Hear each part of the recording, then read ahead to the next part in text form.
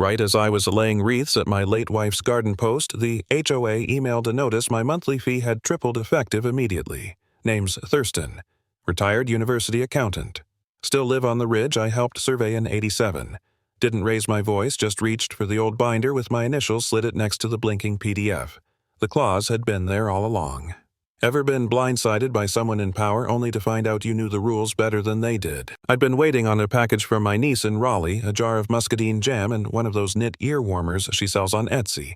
It hadn't arrived yet, but my monthly HOA bill sure had. I pulled it from the inbox on my banking app sometime around 7:40 a.m., still in pajamas, coffee cooling on the windowsill beside a pot of rosemary. At first, I thought I'd misread the number, $312.42. Last month, it was $108. Always had been, give or take, the occasional pool maintenance surcharge they snuck in every summer. I closed the app and reopened it. Same number. I blinked. Once. Twice. Still there.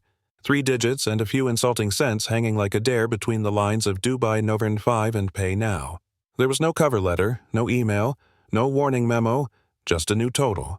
I clicked through the breakdown hoping to see a typo, or maybe a lumped-in fine from some poor neighbor who parked too close to the mailbox. But the line read clean and confident quarterly adjustment in accordance with Board Res 17NA.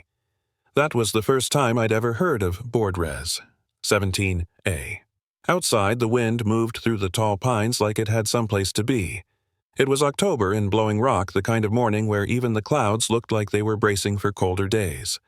I reached for my coffee. It had gone tepid. I didn't drink it.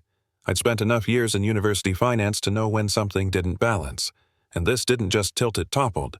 The HOA, for all their polite newsletters and flowerbed contests, had no business shifting fees like that without so much as a whisper. I logged into the HOA portal.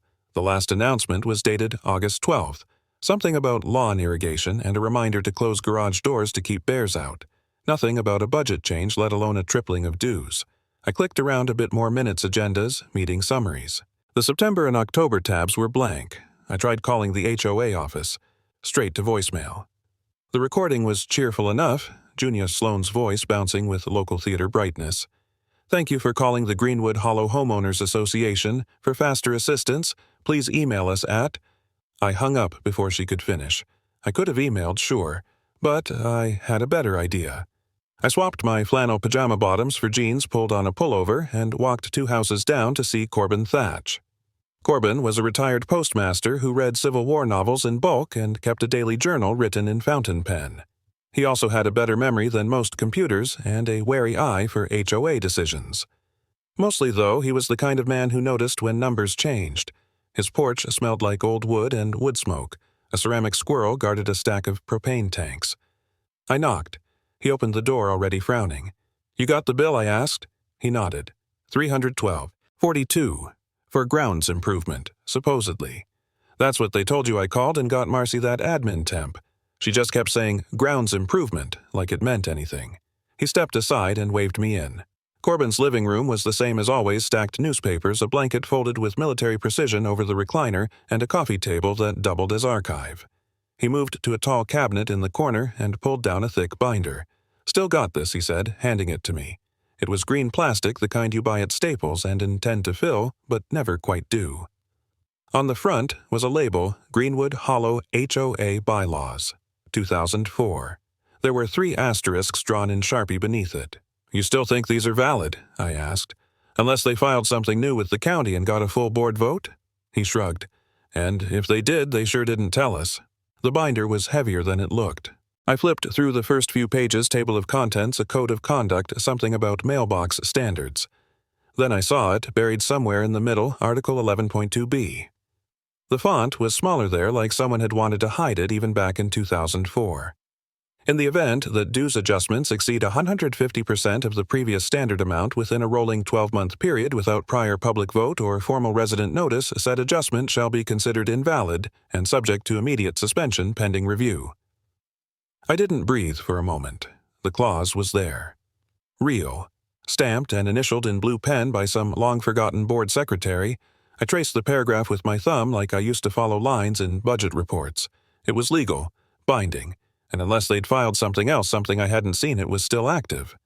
I looked over at Corbin. He was watching the fireplace where a log hissed faintly.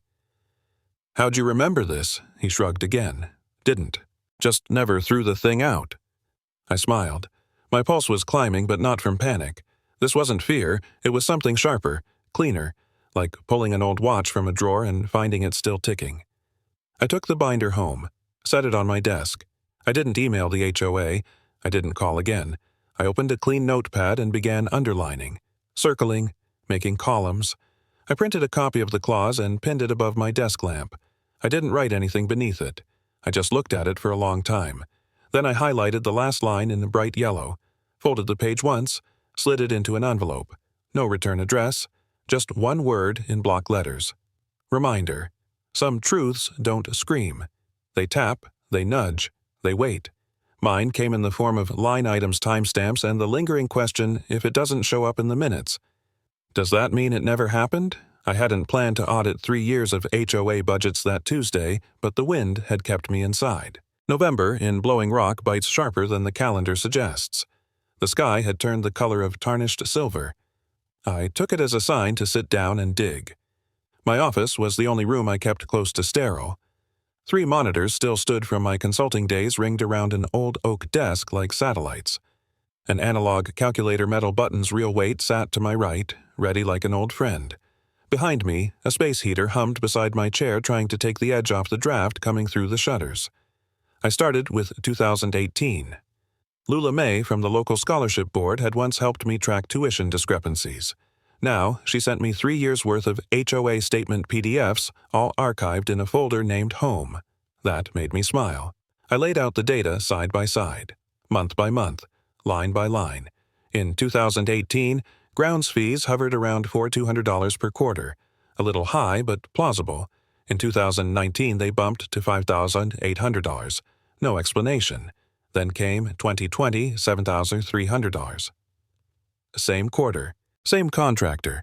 No memo, no meeting minutes to support the change. And the kicker.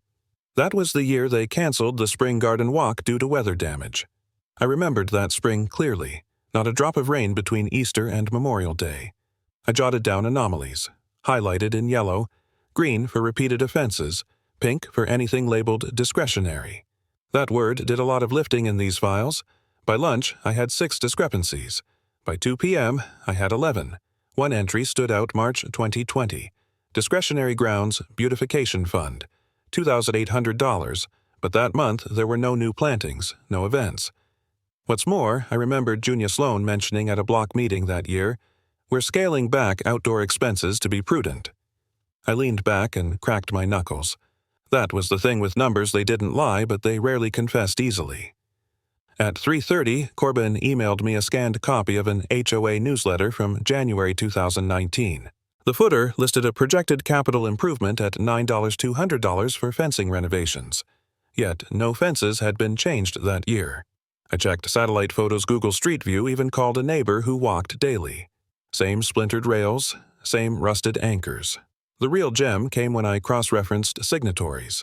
There, in faint digital ink, was J. Sloan authorizing a line item on April 7, 2020, $9,036.50, labeled Emergency Landscaping Retainer. No vote, no alert, no visible landscaping. I muttered aloud, "That's not pruning roses, that's pruning oversight." Still, it wasn't enough. Suspicion wasn't substance. I dug deeper.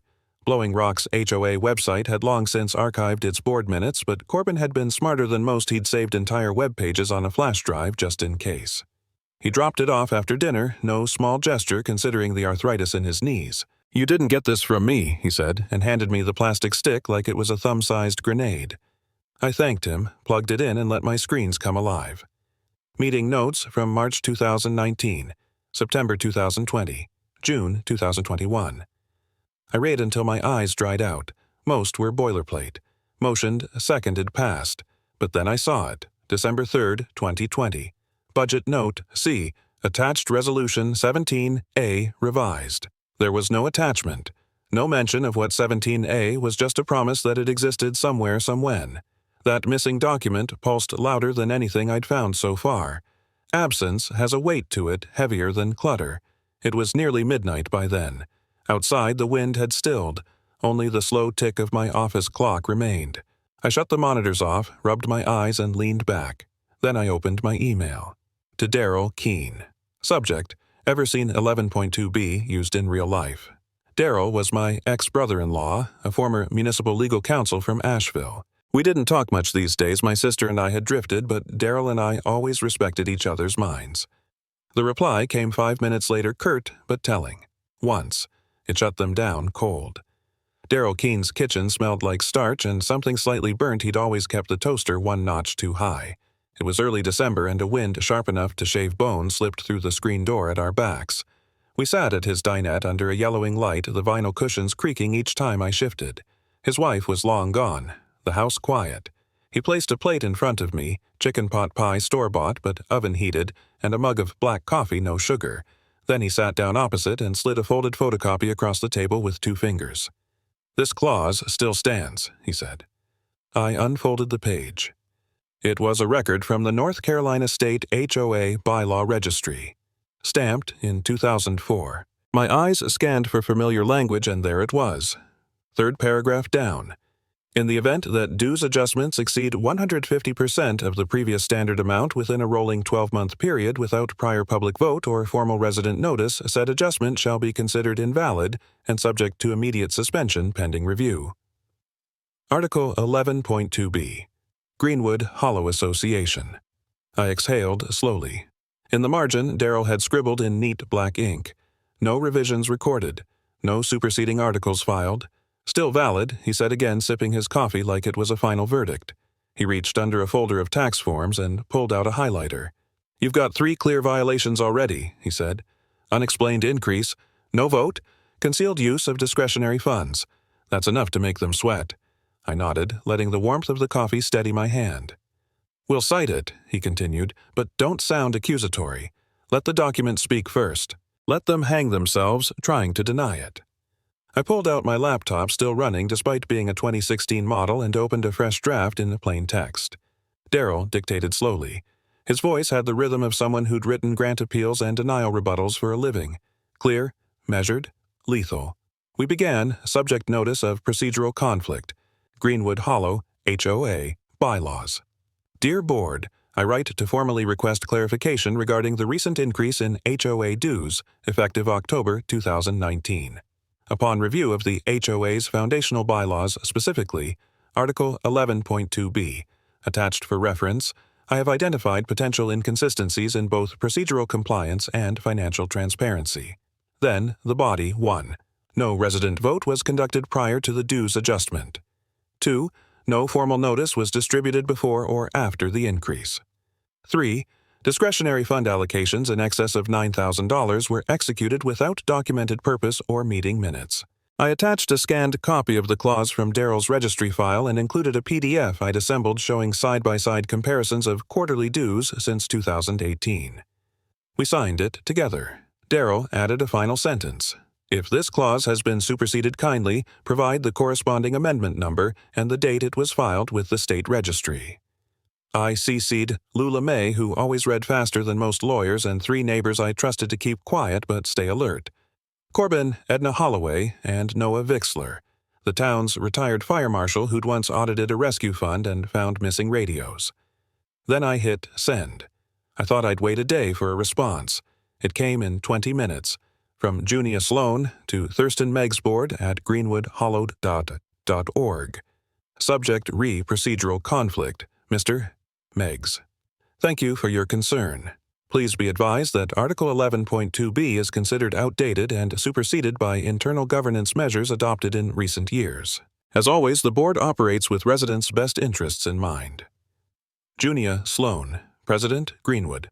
Hollow, HOA. No attachment, no citation, no registry number, just words on a screen and her name beneath them. I showed the email to Daryl. He didn't laugh exactly. He chuckled like a mechanic who's just spotted duct tape where the brake line ought to be. "Ask her," he said, standing up and reaching for a binder marked State Amendments, Nonprofit Associations. "Ask her for the amendment's filing certificate. Every override has one. If they don't, it doesn't exist." I nodded and typed.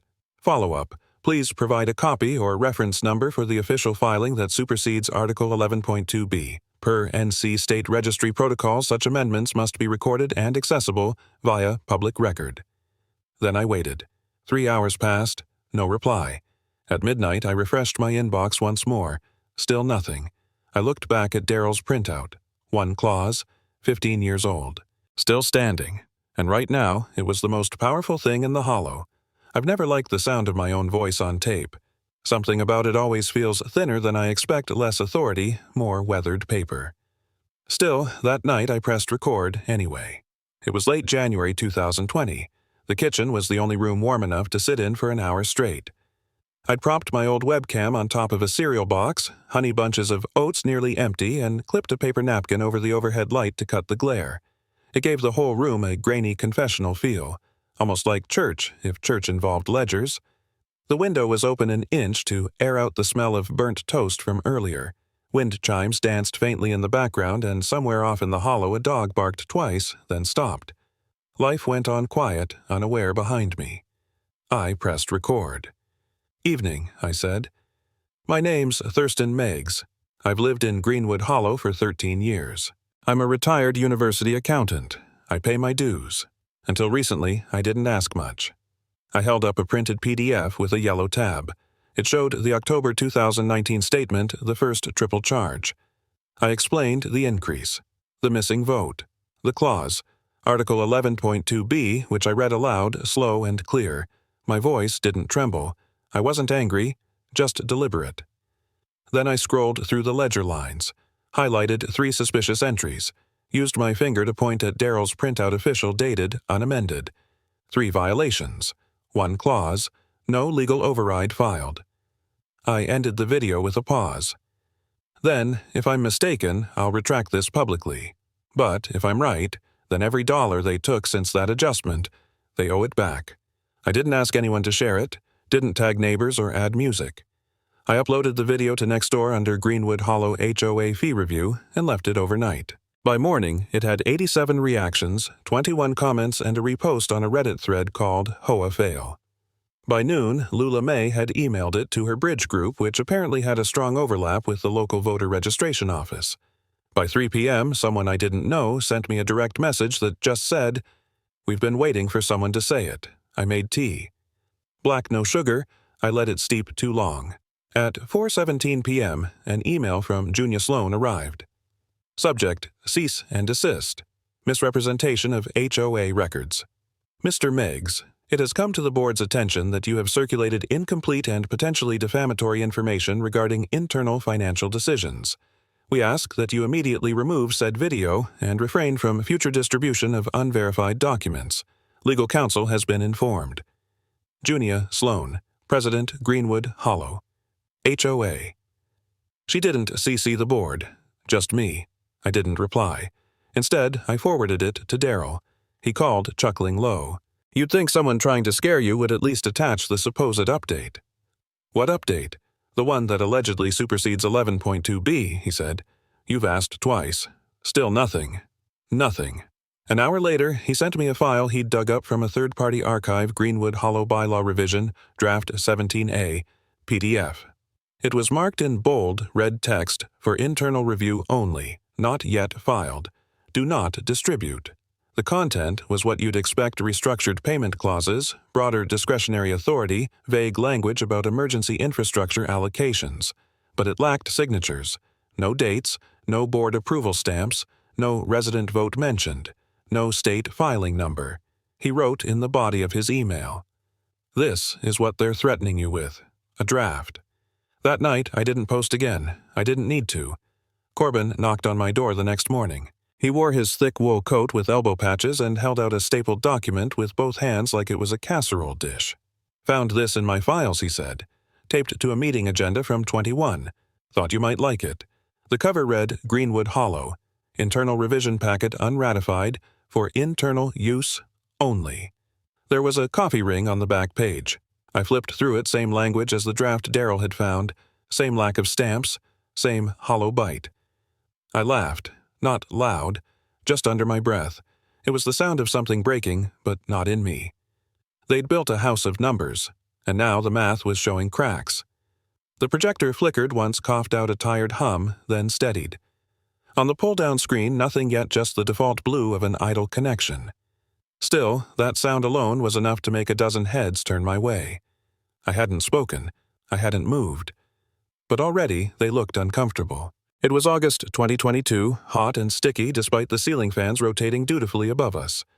The Greenwood Hollow Community Hall smelled faintly of lemon-scented cleaner, like someone had tried too hard to make things feel sterile. The oak floorboards creaked in places. The chairs, those familiar stackable plastic ones, made backs ache if you sat too straight for too long. I chose the front row, not center, just slightly off to the side near the aisle. Easy access to the podium, easy eye contact. Junia Sloan stood behind the folding table with her usual posture, shoulders back, chin lifted slightly too high. She wore a pale gray blazer and kept adjusting her collar like it itched, twice in under 10 seconds. I saw the tell. The board members flanked her like decorative bookends.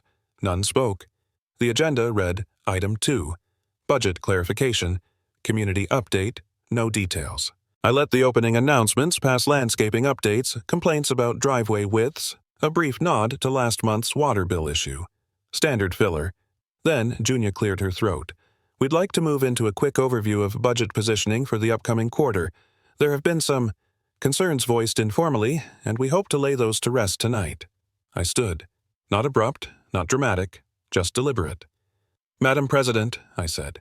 May I request a moment on the floor? She hesitated.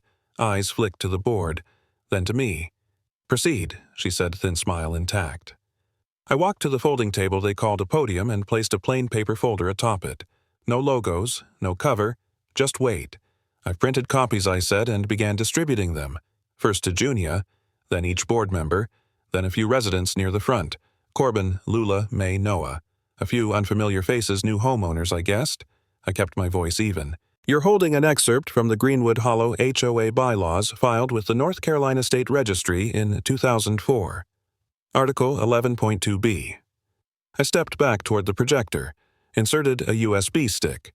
On the screen, a PDF opened, zoomed to a highlighted paragraph. Any dues adjustment exceeding 150% of the previous annual amount implemented without prior vote or formal notice shall be considered invalid and subject to financial suspension pending audit. A pause. Just enough. Then I advanced the slide. Next to it, I displayed the October 2019 fee hike from $108 to $312.42. No resident vote, no warning. Slide 3, a scan of the internal draft revision. 17A, clearly stamped, unratified, for internal use only. Last meeting, a statement was made that 11.2b had been superseded, I said. That it was no longer applicable. I requested the filing certificate. None was provided. I let the silence do the lifting. Behind me, I heard a chair shift. Then came a voice from the board's left flank. Young male, nervous. Wait, this was never ratified. Junia's head turned sharply. We've discussed internal revisions. But it wasn't filed, the board member said. His voice cracked just enough to betray uncertainty. Whispers began. Some from the front, some from the back. I saw Lula May nudge Corbin. I saw Darryl, back row arms crossed, nod, once, slow and firm. Junia reached for the microphone again. This isn't the place for I spoke over her, but gently. This is the place I said. It's the only place. From my folder, I pulled the final document and slid it across the table toward her. Motion to freeze HOA funds pending third-party audit submitted by Thurston Meigs, Edna Holloway, Noah Vixler, Lula May Carter Corbin, Thatch Barry P. Leandra Keene, M. Penrose, Rick Lynn Heidi Walker, and Emil H. Total of 11 resident signatures. Printed clearly at the bottom, in accordance with Article 11. 2b, and in absence of filed superseding amendment. Junia looked at the paper. She didn't reach for it. For the first time in the 13 years of watching her command rooms, she blinked, and said nothing. I didn't celebrate. While the group thread buzzed with gifs of Elsa freezing city halls and Redditors tagged me in parody HOA survival kits, I sat at my desk scanning receipts. My printer wheezed, laserhead twitching like it too had grown weary of the paperwork. The real work wasn't flashy. It came in dull tones, ink toner, double-sided printouts on municipal forms. But it had weight. It was late September 2022, and the county courthouse smelled like dust trapped under floor wax. Fluorescent tubes cast a gray light on the auditor's office, and everything seemed wrapped in a layer of quiet, institutional fatigue. Darrell was already seated when I arrived, sleeves rolled legal pad on his lap. "Brought coffee," he said. "It's from the vending machine, so I make no promises." I declined politely and took the chair beside him. Across from us sat Ms. Salgado, the county auditor, compact, sharp, and entirely unamused. "This isn't about drama," she opened, flipping through a file. "It's about compliance." Her office bore no decoration save a small succulent and a calendar still on August, but her tone made clear this room had consequences. We began with line items labeled Community Wellness Events. There were 5 across the past 2 years. 3 were legitimate Easter egg hunt, senior yoga, and something called Bark in the Park, but 2 dated the same weekend were duplicates logged under both events and grounds beautification. Double-billed Ms. Salgado noted highlighting both. "That's misclassification at minimum." Darrell leaned forward. "Wouldn't that also breach Article 8 under Nonprofit Code?" "It does," she said. Lula May testified the next day. She sat where I had and slid forward a binder she'd labeled Scholarship Oversight 2018 to 2021. She turned to a page with an asterisked line, "Note $1,500 temporarily diverted for signage, to be returned from Q2 General Fund." "They never returned it," she said. "We had to cancel 2 awards that year." Ms. Salgado nodded slowly. Then it was my turn again. I handed over a printed email. Subject line Scholarship v. Signage. Do it quiet. The sender, Junia Sloan. The timestamp, March 4th, 2021. The content, shift the $3,200 now. We'll clean it later in Q3, assuming no one pokes. At the bottom, her signature, J. Sloan, President Greenwood Hollow, HOA. There was no ambiguity, no asterisk, no metaphor. Ms. Salgado circled the bottom in red and set it aside. She didn't ask for explanation. The meeting stretched into afternoon. Darrell explained HOA procedural rules. I highlighted mismatched ledger entries. Lula May returned briefly to verify the original intent of the scholarship fund, which had bylaws of its own never rescinded. By the end, 4 violations stood clearly marked. 1. Misuse of restricted funds. 2. Duplicate billing across discretionary codes. Unauthorized reallocation without board vote. 4. Potential civil fraud under county financial statutes. Each, Salgado said, is traceable to an action bearing Ms. Sloan's name or email authorization. She closed the folder. "We will file an injunction today. The HOA is not to process further expenditures without county oversight." At 4:46 p.m., my phone buzzed. A new email, no subject. Just a single line. "Effective immediately. I will be on temporary medical leave." Junia Sloan. She didn't copy the board this time either. I leaned back in the chair. The fluorescent light above blinked once, then steadied. A fly buzzed against the window pane, futile but persistent. Outside, someone coughed. A printer began again in the next room. Darrell tapped his pen twice on the desk and said, "You feel cold?" I shook my head. "Not anymore." That morning I set the post hole myself. No backhoe, no ceremony, just me, a steel auger, and 2 40-pound bags of gravel from the hardware store down off 321. The sun hadn't fully cleared the ridge yet. Snow dusted the grass like sifted flour, and the porch light still glowed behind me. Everything smelled of wet pine and rusted hinges. I packed the gravel slow, a rhythm, really. Shovel in press, down. Turn slightly, repeat. Then came the cement mix, quickset, pale and stubborn. I poured, stirred, waited. The brass easement sign, polished to something close to its old sheen, lay wrapped in cloth on the porch rail. It had lived there 20 years before through 3 HOA presidents, 2 zoning changes, and 1 ice storm. It had been removed quietly without vote sometime during Junia's 2nd term. I'd found it in the maintenance shed, half buried under fertilizer bags. Now it would return. As I mounted it to the new post, a quiet creak echoed across the cul-de-sac. I glanced up. An older man I didn't recognize stood across the street, jacket zipped, hands deep in his pockets. He watched a few seconds, said nothing, then nodded once and stepped back inside. That was enough. I tightened the final bolt-brushed snow from the top edge. The words shone softly in the morning light. Private easement access. Maintained by deed. Est 1987. A chill wind brushed past my ears. Not sharp, just honest. A few minutes later, Corbin ambled over holding 2 paper cups from the diner. "You know," he said, handing me one, "I've slept better this week. Like something finally shut its mouth." I smiled. Good, it was a loudmouth. He sipped. They'll try again someday. Someone always does. Let them, I said. There's a record now. We stood in silence for a while, facing the sign like it was a headstone for something intangible. That afternoon, I found an envelope wedged under the porch mat. No stamp. Inside a note on thick stationery, cream-colored with Lula May's handwriting, elegant as ever. Thank you for making space for others to breathe. Quietly, precisely, and without asking for thanks. Folded neatly inside was a faded newspaper clipping me age 11 at the town library fundraiser. I'd forgotten that picture even existed. Later, Darryl stopped by on his way to the VA office.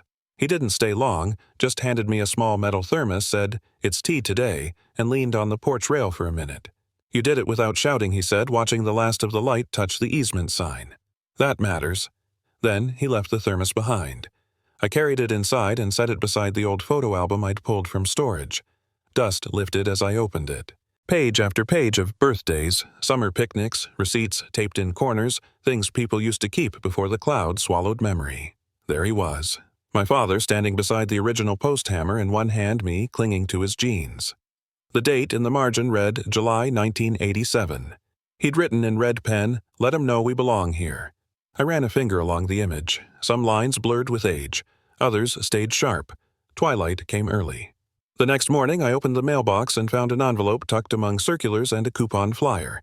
The return address said North Carolina Department of Property Affairs Regional Outreach Division inside a single page. Mr. Meggs, we'd like to invite you to participate in a pilot committee to develop transparency standards for community-led housing associations. The rest was procedural. Date, time, proposed location.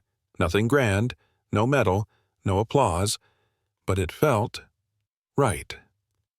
I looked out the front window. The sign stood firm, the brass catching the light again as if it remembered something. Not a fight, not a scandal, just someone doing the job that needed doing. I didn't bring a slide deck. No bullet points, no transitions, no animated charts. Just a manila folder, worn at the edges, and the page Corbin had handed me 3 years ago. The 2004 HOA bylaws, with my own circled notes and the corner slightly torn from where it had lived folded in my desk drawer. I stood behind a short podium in the Government Annex Auditorium downtown Raleigh, facing 2 rows of state lawmakers, a scattering of city representatives, and a handful of nonprofit board members. It was February 2024, and for once the air inside the room was warmer than outside. "Good morning," I began adjusting the microphone. My voice shook once early but didn't waver again. "I'm not a lawyer. I'm not a politician. I'm not even a board member. I was just a neighbor who got a bill that didn't make sense. No one shifted in their seat. No side talk, no fidgeting with phones. I told them what happened, plainly, year by year. The fee spike in 2019, the clause buried in fine print. The binders, the PDF ledgers, the draft stamped on the new bylaws, the freeze motion, the audit, the injunction. I spoke for 16 minutes. No embellishments, no call-outs. I didn't name Junia. I didn't mention anyone's resignation. It wasn't about shame. It was about what could happen anywhere when the rules weren't read, when no one asked where the money went, when people assumed the system was watching itself. I ended with this: you don't need power to win. You need records and quiet persistence. Then I held up the page. Article 11.2b, underlined twice. I stepped down and placed the annotated copy in the hands of a legislative aide. Behind me, I heard someone whisper, "Get a draft bill ready." In the hallway, Darryl leaned against a vending machine, arms crossed. He nodded, then looked down at his watch. Not bad for a guy who once sent me a spreadsheet with columns labeled A through Z all blank. I chuckled. Formatting's never been my strength. Lula, May, and Corbin met me at the elevator. She pressed something into my palm, a small brass keychain engraved, steady, silent. No speeches, no press photos, just a glance that said, "We saw it through." That evening, I drove home through the stretch of back road that curved past the old church lot. Snow flurried lightly, dancing across my windshield like nervous birds. When I reached the house, a letter stuck out of the mailbox. No return address. I read it at the kitchen table, the same one where I'd built the easement sign, where I'd sorted ledgers by lamplight, where Darryl once left his thermos. I've lived here 10 years and never felt like I belonged until now. Thank you. No signature. Just black ink, slightly smudged. I folded the letter once then again and slid it into the back of the photo album just behind the picture of my father by the easement post. A new layer to the story. Later that night, I walked out to check the sign. The wind had shifted. Snow wasn't falling anymore, just settling. The brass plate gleamed under the porch light. Not as bright as the day I'd restored it, but somehow steadier. The paper was yellowed now, corners curled like the porch leaves in February wind. But it held just as it had when Corbin passed it to me, quiet proof that the rules still mattered. We often think of justice as something loud, a gavel of verdict. But sometimes it's a page held steady in a shaky hand. Truth doesn't always shout. Sometimes it just waits until someone reads it aloud. And maybe that's enough to remind us that steady persistence can outlast noise. Have you ever found clarity in something you almost threw away? If this story touched something in you, I'd love to hear your thoughts or even your own quiet battles. Consider leaving a comment or subscribing for more true life stories that matter.